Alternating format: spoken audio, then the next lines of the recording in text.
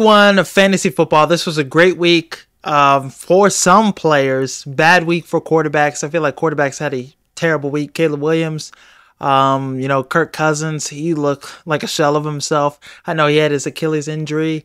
Bryce Young, a lot of guys that really underperformed. But, Jaden Daniels, CJ Stroud, Anthony Richardson, some guys had some strong performances. But my week 1 fantasy heroes got to start off with Cooper Kupp. He had a great fucking day, 32 points.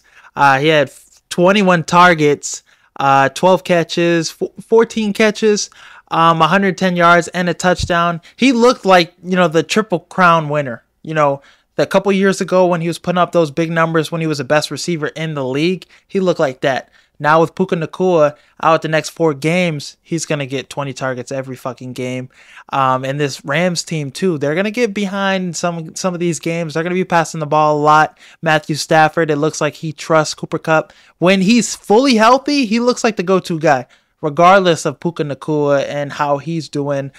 So I really think, this is Cooper Kupp's year. He could be a receiver number 1 in fantasy, just be the best production receiver that we see this season. Could be a guy that could be up for Offensive Player of the Year, just because of the high volume, the targets he's going to get, the numbers he's going to put up. With Puka Nacua banged up, 20 targets, that's not fucking crazy. And they're getting him those short catches, those short routes. They're getting the ball in his hands quick.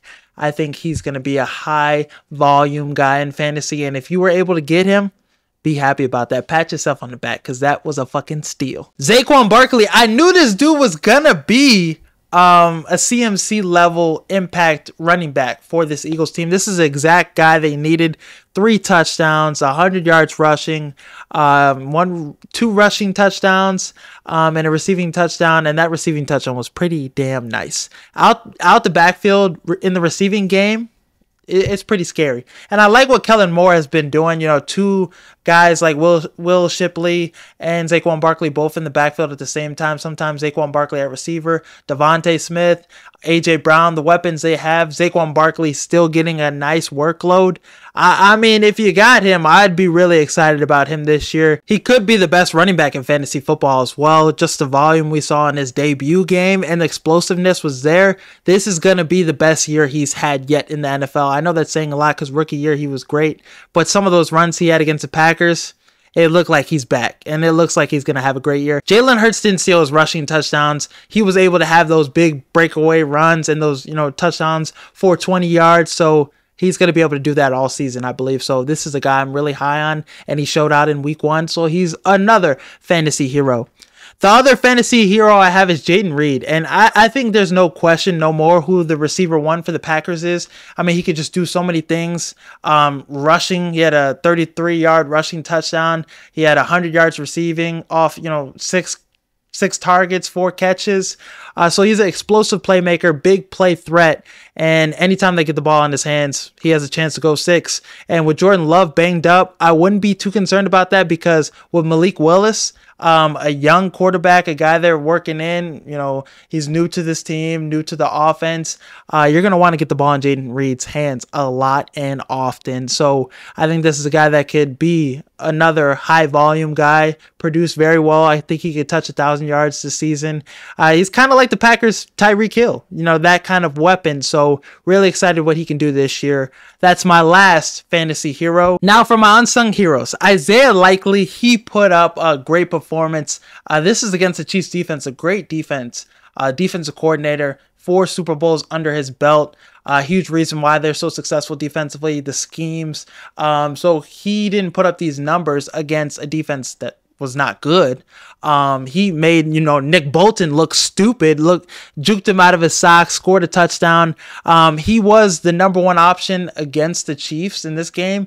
And with the Chiefs, having Bateman after Zay Flowers, Mark Andrews still coming off that injury, still trying to get healthy, still trying to get acclimated in this offense and still trying to put up those numbers that he, trying to get back to his best version of himself, Isaiah likely can produce at a high level these next couple weeks until Mark Andrews becomes the Mark Andrews we know. And in this game against the Chiefs, Mark Andrews was basically just a left tackle out there blocking, helping those offensive linemen, those new guys out there, those new starters, block Chris Jones, block some of those other defensive ends. But Isaiah likely, this performance, I think this is how it's going to go this season. I think there are going to be a lot of 2 tight end sets for the Ravens. So 11 catches, 12 targets, 111 yards, a touchdown. I think he's not going to put up 100 yards every game, but I wouldn't be surprised if he's at that 700-yard receiving season, 800 yards receiving this year because of those 2 tight end sets.